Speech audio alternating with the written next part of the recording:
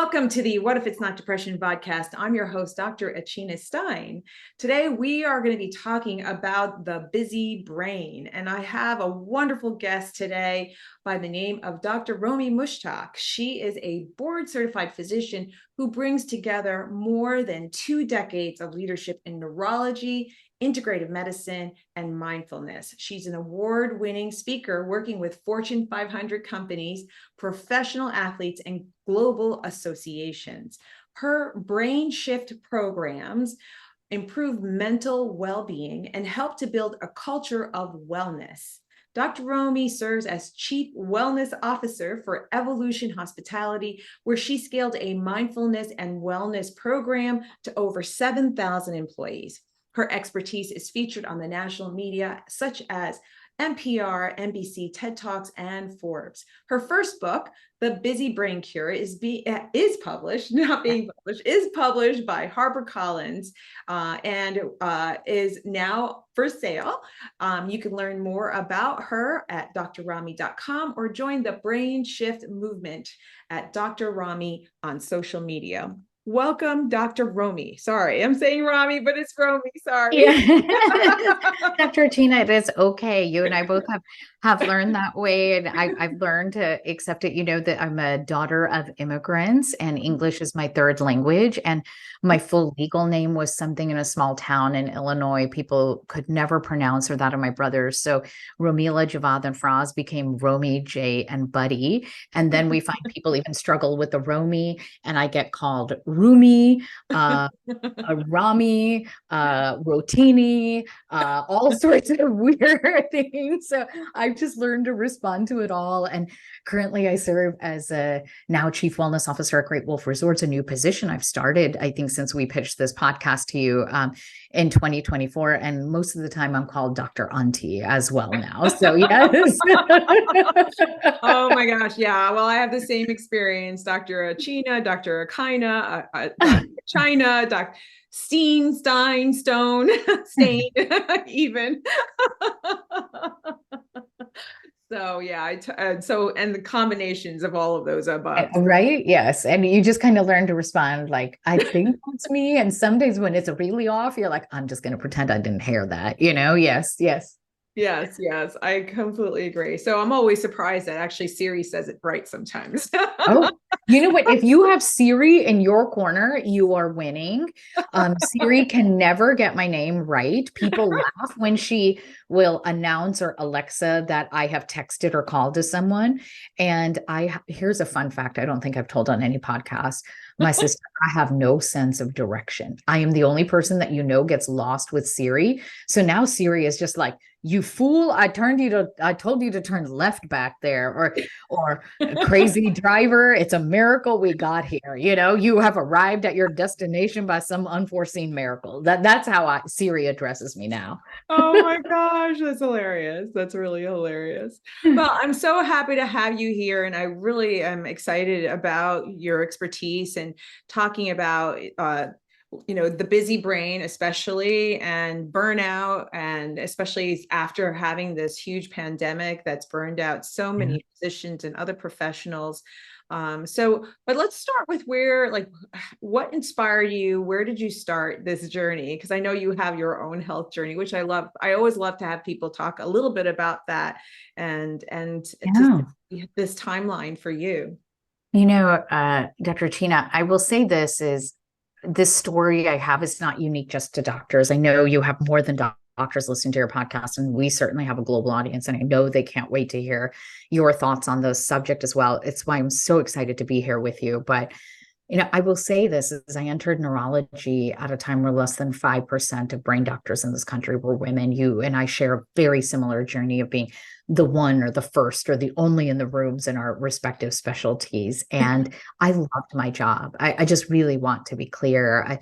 While I had the challenges, any woman in STEM or woman in medicine will tell you about, or women of diverse backgrounds, I also was blessed with many male mentors. And I loved not only seeing patients, I was doing cutting edge research on brain health and women's hormones, especially as it related to epilepsy and migraine.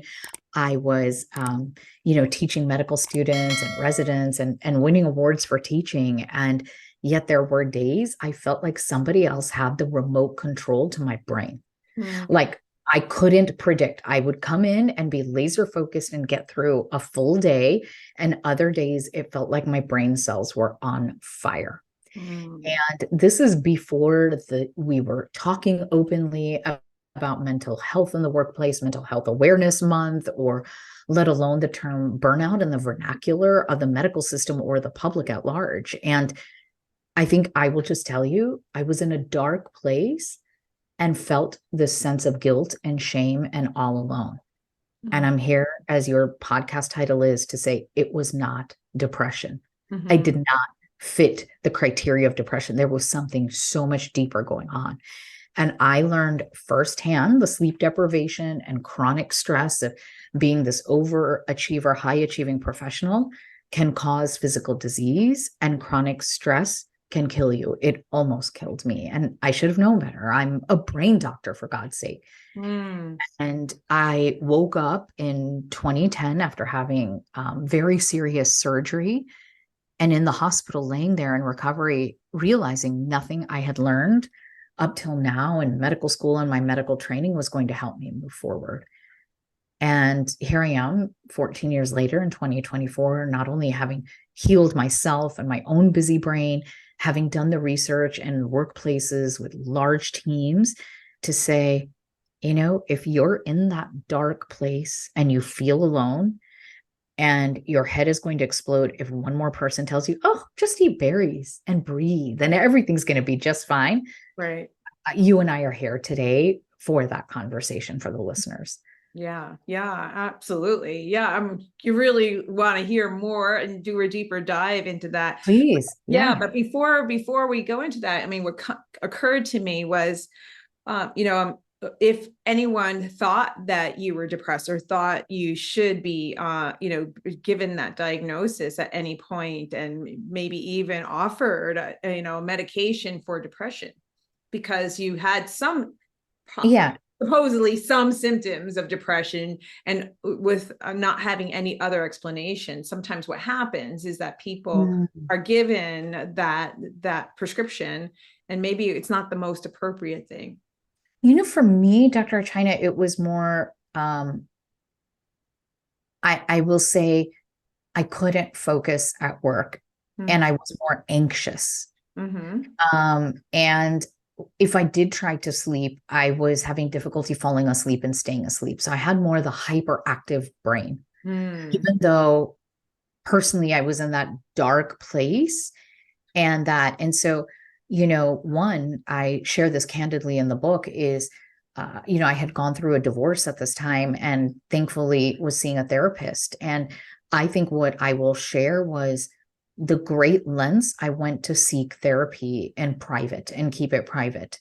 I was paying cash out of my pocket, very paranoid that if it showed up on my health insurance, that the healthcare systems I was working for would find out and it could negatively impact my medical license. That was back in 2005, 2006. It's 2024, and there are still doctors that have to worry about that. That it is disgusting that this is happening, or lawyers for that matter, Right. about our licenses. And I I had to create a fake name for therapy for my medical chart. I just didn't want to be trackable. And I remember obsessing about this, the OCD, the ruminating anxiety. And finally, the therapist was like, what is the farthest thing you feel like right now? And I was like, Diva and Diamond. And so my therapy name was Diva Diamond. So there was always this tongue-in-cheek humor in the way I could see myself. But I think I really want to have that discussion with you, because today in the primary care office, if you swing, the pendulum is the other way, where everyone is using this term burnout loosely, and people are reaching for SSRIs and SNRIs. And look, as a board certified neurologist, I will say there are absolutely situations where it is appropriate to prescribe a serotonin reuptake inhibitor, serotonin non-reuptake inhibitor. But, I covered this in chapter 3 and 4 of the book.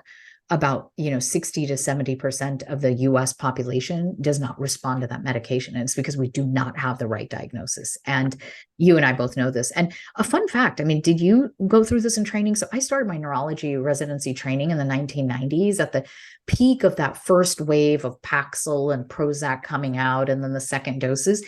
Even at that time, my neurology and psychiatry professors that I was training under was saying, this is nonsense. Like, there's no science that says that boosting your serotonin from this receptor is actually where the depression came from. Like, even back then, traditional doctors were saying they're claiming this is the mechanism of action for these SSRIs. But, we didn't have functional MRI then. We didn't have the advanced brain SPECT scans or the ability to test the gut microbiome back then that we do now. And so you asked me about that.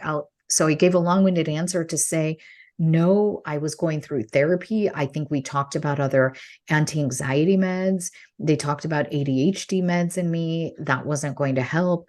I will say I was more medicating on my 3 favorite food groups: coffee and chocolate to cope during the day, and wine at night to calm down. And I think that was what I was using instead. So in the busy brain care, I call it being stuck on the stimulant sedative cycle, stimulated all day by chemicals and sedated at night.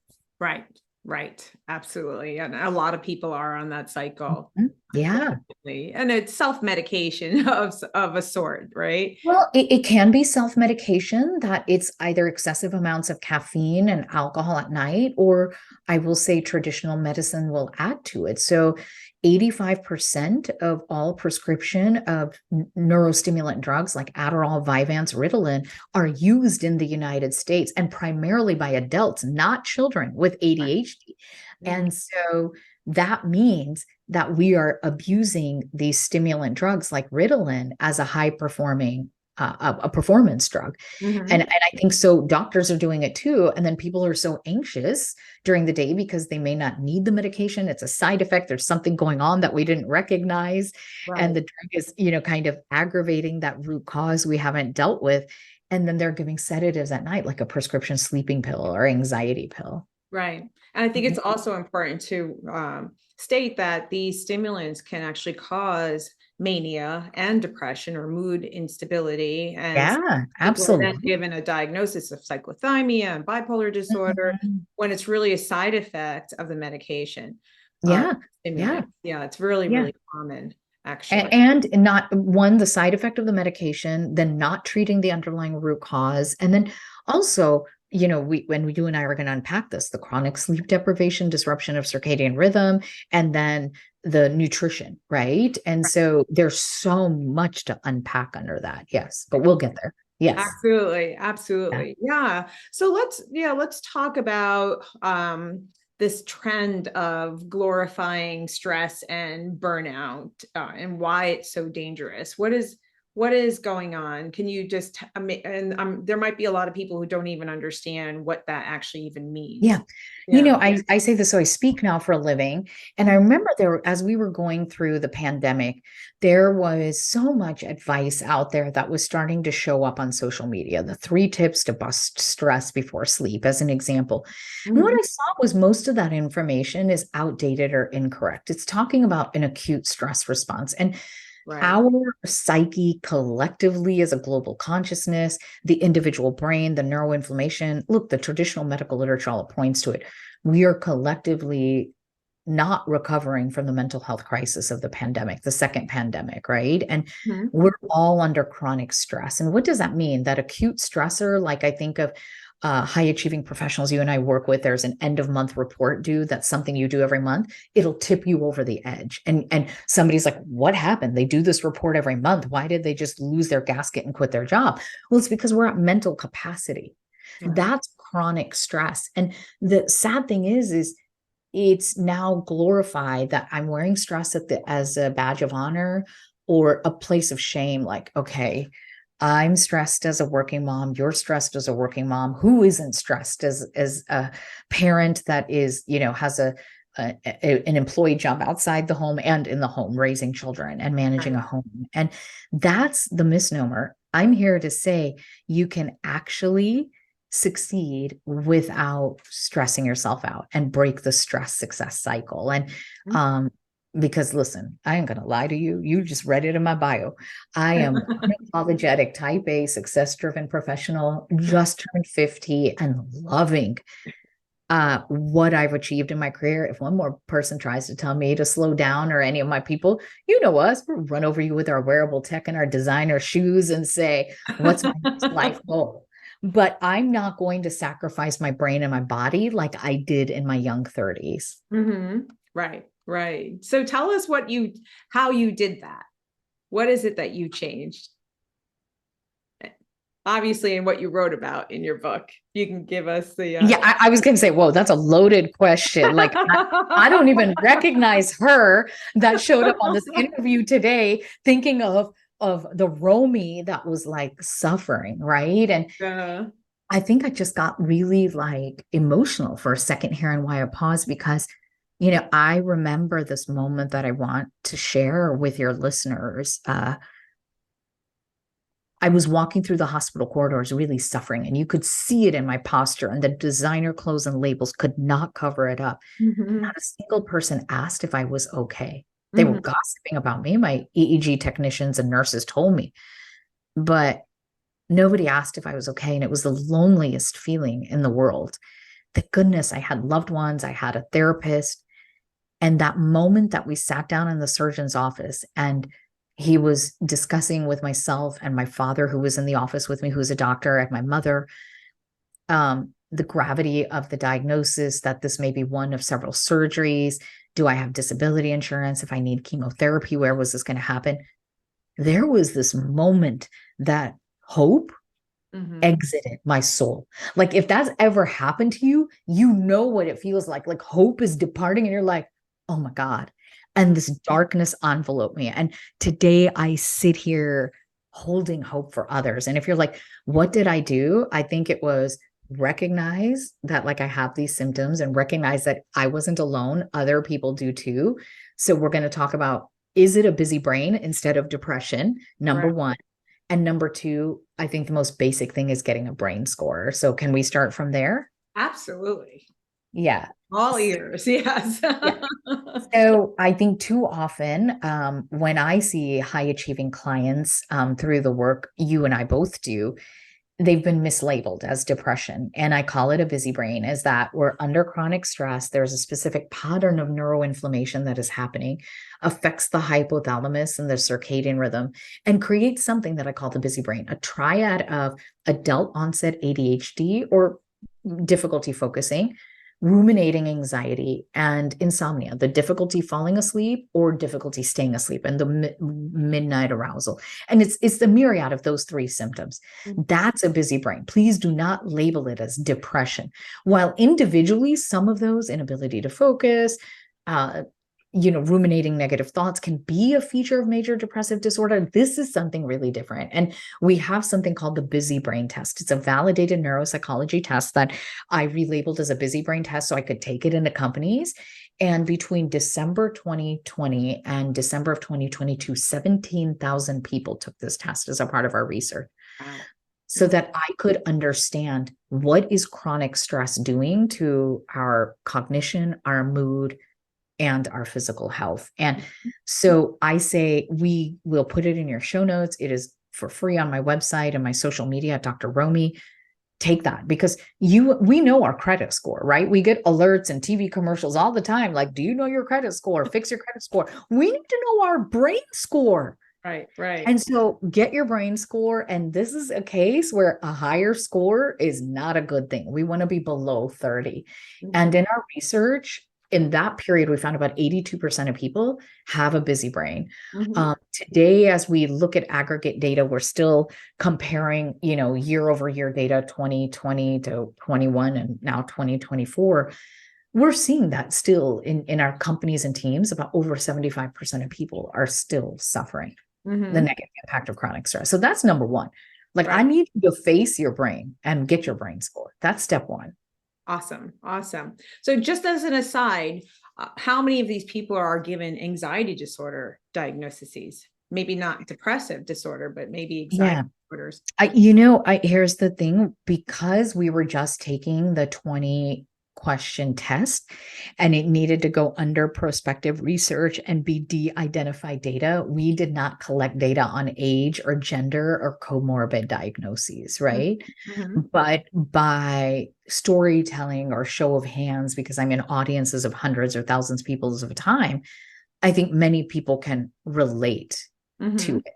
Most people haven't gone to the doctor, or if they are, they're labeled as stressed, burned out, depressed, right? That just a wastebasket diagnosis. But yeah, as a true doctor and clinician, you're asking me how many people have that diagnosis or were misdiagnosed. I don't know that I have that number. And I think it would be a great study to do, but that also becomes very complex IRB going into companies to get this data. Sure, sure, sure. Yeah. Yeah. Yeah. And you mentioned before we started that the ICD-10 code, there's a, Yeah. ICD-10 code for burnout.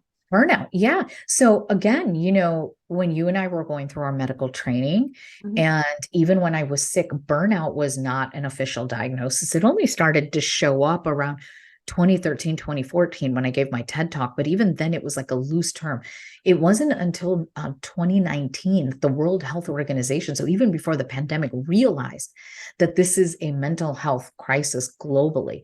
So now it was in the ICD-10 and in the ICD-11 revised codes. So it's an occupational phenomenon, not classified as a medical condition yet, right? Okay. I think you and I were argue it is a medical condition, Gotcha. but they really talk about it being, factors influencing your health status. And so burnout is a syndrome that you have, one, feelings that you're depleted of energy and exhausted. Mm-hmm. Two, you have this kind of lack of interest from your job, or feelings of cynicism or negativity towards your job. The things that gave you joy in your job no longer do. Mm-hmm. And then you're reduced in your productivity and efficiency. Mm-hmm. And the sad thing is we shouldn't wait until all three of those symptoms are present. If you look at the current data from Gallup, Mm-hmm. when they look at the workforce data or the American Psychological Association, the majority of today's workforce across every industry, not just healthcare, has at least one of those symptoms in the workplace, over 70%. So it coexists with our data of busy brain. Okay. Mhm. Yeah.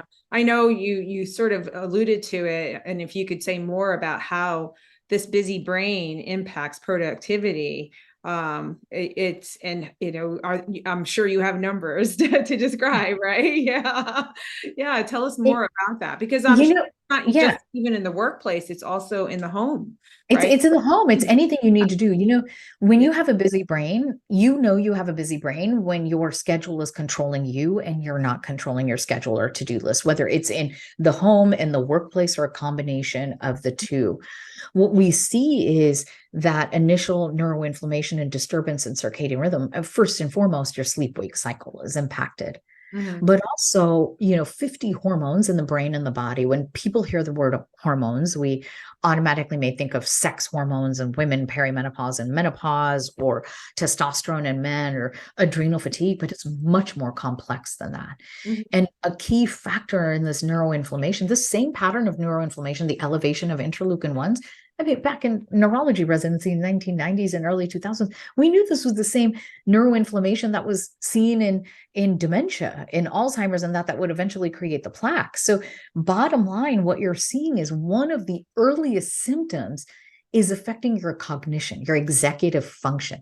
Things like word finding difficulty, Mhm. processing disorder, spatial orientation. So basically, I call it the airport traffic control tower of the brain. For the non-medical folks that are listening to this, is your hypothalamus. And I live in Orlando, Florida. So to get anywhere on with my boyfriend, which is Delta Airlines, I have to go through Atlanta Hartsfield Jackson Airport, which is the busiest airport in the world.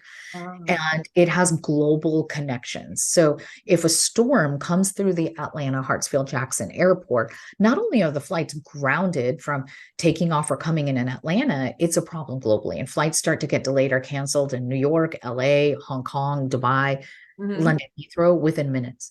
The brain is the same way. And one of the first things that happens is our memory. Mm-hmm. then correlating with our emotions. They both are seated in the same place. And so what does that mean? Every email that's coming in feels like a code red emergency, and now you're paralyzed.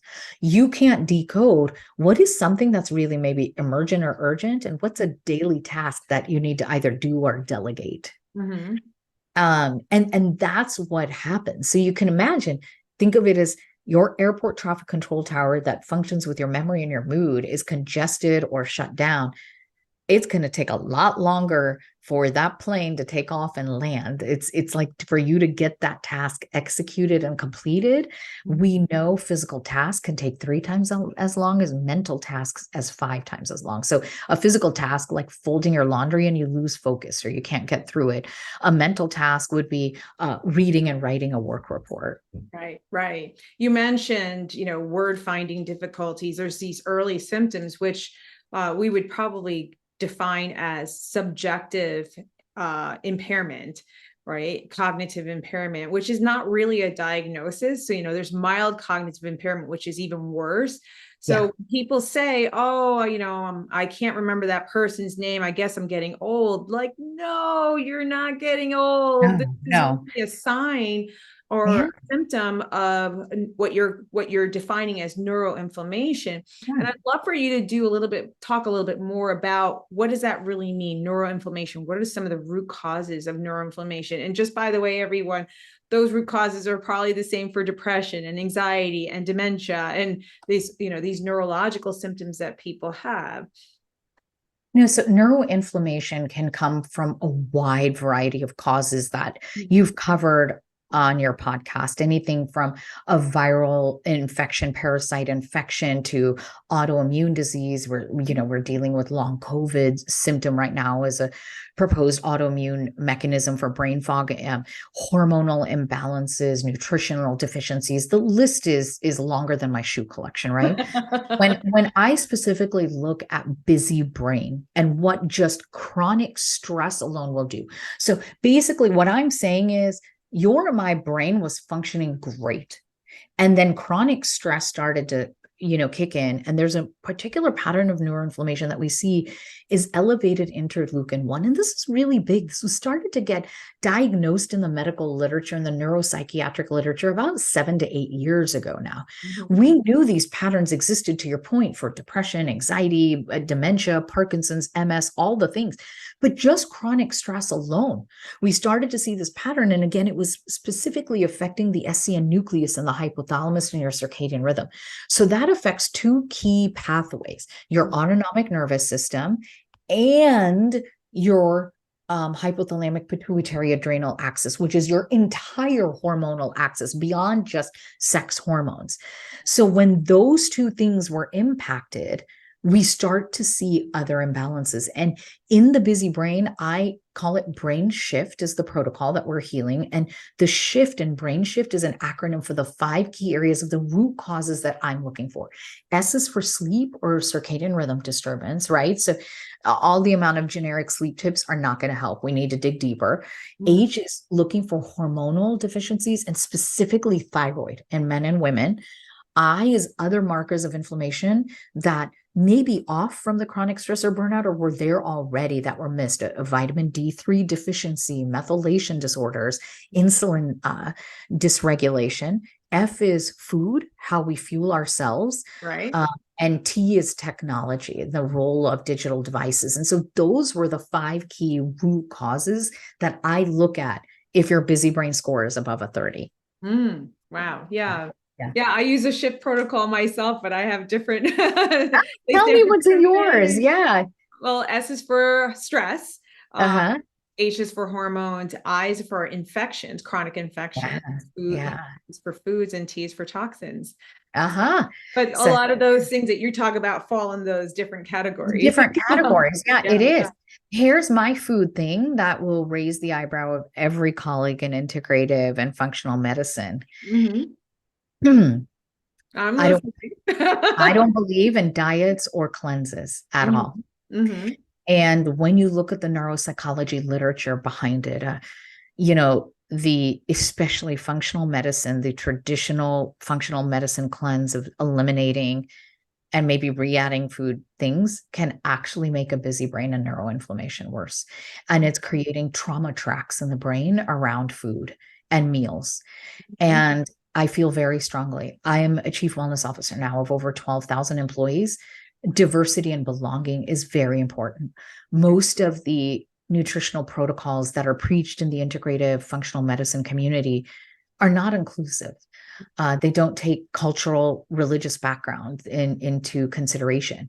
And I want a table where vegans, paleos, keto, intermittent fasters, carb lovers, chocoholics, Ayurvedic, nutritionists, and the I don't know what to eat. I'm just sitting here eating, whatever I didn't put in my child's lunchbox. Everyone should be welcomed at the table, Right. right? And so Absolutely. we really had to simplify the food system for people in a way that didn't promote the shame and the guilt and the stress and the trauma of eating, number one.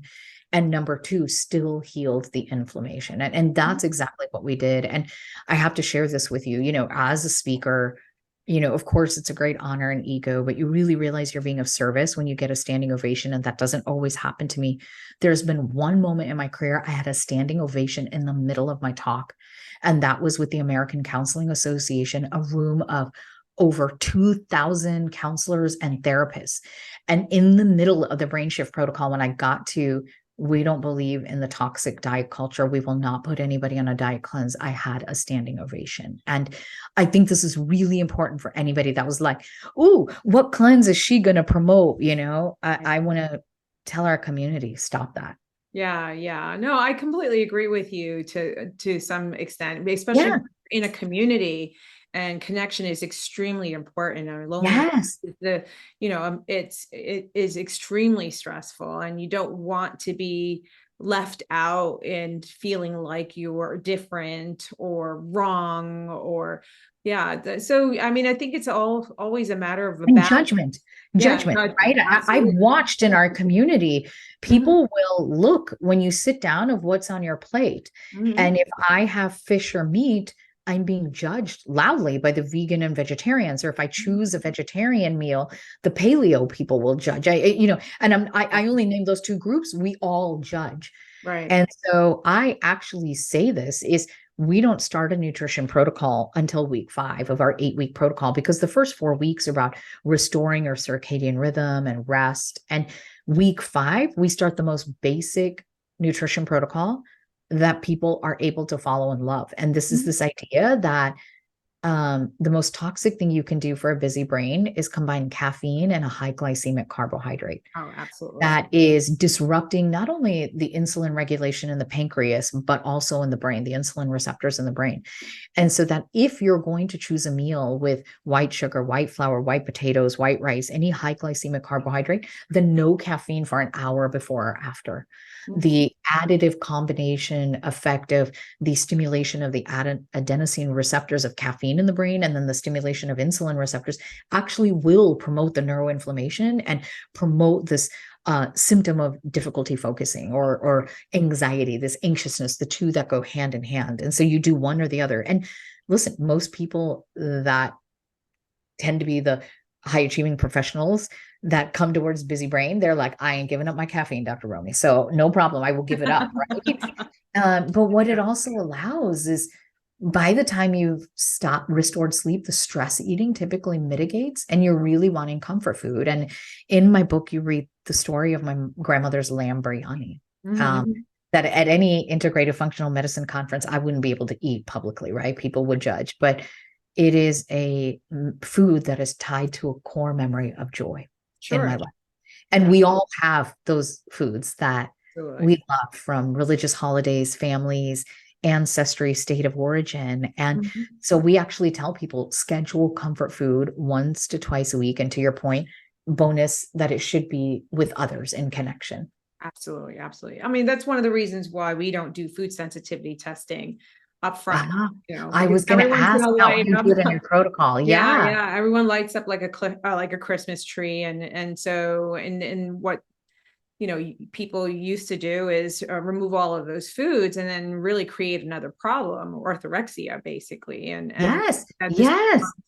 a serious issue, and then people get very stressed about adding foods back in because they're so worried about having reactions. So, to your point, that can cause another stress, and then just build on what they're already dealing with. So, it's ultimately it's finding a diet that, and starting with where the person's at, starting with the low hanging fruit and looking at their health goals and figuring out where are they right now and what are they willing to do and feeling comfortable doing it, and certainly addressing feelings of shame and judgment and along the way. And that's not the point. The point is to get well, listening to your body, really listening to your body and taking cues from your body.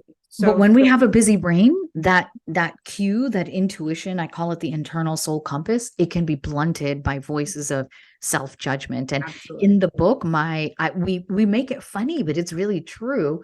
My, whatever you want to call it, inner judgment, inner critic. And you're like, I ain't going to do no more inner critic work, doctors, it's because we have a busy brain, and mine shows up as the voice of my aunties, that when you're in a busy brain and a score is above 30, it's harsh judgment or criticism. And when you start falling below, it is wisdom. It is that hope. It is that intuition of, my body is really craving this right now, Yeah. Right. Absolutely. Absolutely. And that takes time. It's something that needs to be cultivated. Yeah. So talk about the rest of your brain shift protocol. Yes. So it's an 8-week protocol, and in the, sake of time, because gosh, you and I could talk for hours on your podcast. I know. In the sake of time, I'll say is step 1 or week 1 is to take the busy brain test and get your score. Week 2 is about sleep, and it's emailed to people right away if they give their email. And it is all the steps based in cognitive behavioral therapy for insomnia, and our supplement recommendations that not only help sleep, but restore the circadian rhythm. That's key that we put in the book. And weeks 3 is about the technology and digital detox, and 4, the role of sound healing and taking brain breaks or brain pauses during the day, during work. So all of that's encompassed. And then weeks 5 through 8 are about boosting your daytime energy and focus. So we talked about the nutrition. Week 6 is adding healthy fats to every meal. Very simple brain shifts or micro habits. And week 7 is probably the most involved, but the most important is we send people to get labs. The thing that I feel most proud about is, you and I both know when I started this journey, one, I had to travel to different states to find integrative medicine doctors to help me. Now, thank goodness there's more of us, but the problem is we only serve the top 1%. Right. Most of the people I serve don't have thousands of dollars a year. So I honed the lab slip that traditional US insurances will cover these labs. So my colleagues will look at it and say, you're missing XYZ labs, but we found that 80 to 90% of the causes of busy brain we can just get from these traditional labs, and we're actually getting more cooperation from primary care doctors and OBGYNs right now getting these labs. And so that's my goal, is that this brain shift lab slip is going to end up in primary care doctors' offices all throughout the United States and globally. The book is out globally as well. So Awesome. Yeah, I mean, the hard thing about functional medicine is scaling, right? Scaling into the masses, because we strongly believe in personalization and bioindividuality, but there's, there might be, I think foundationally though, there's a lot of things that you can do. That you can scale. That you can we proved it. Yeah. So this 8-week protocol, we put it into place and tested it in over 1,000 people, because we were doing this for teams at a time.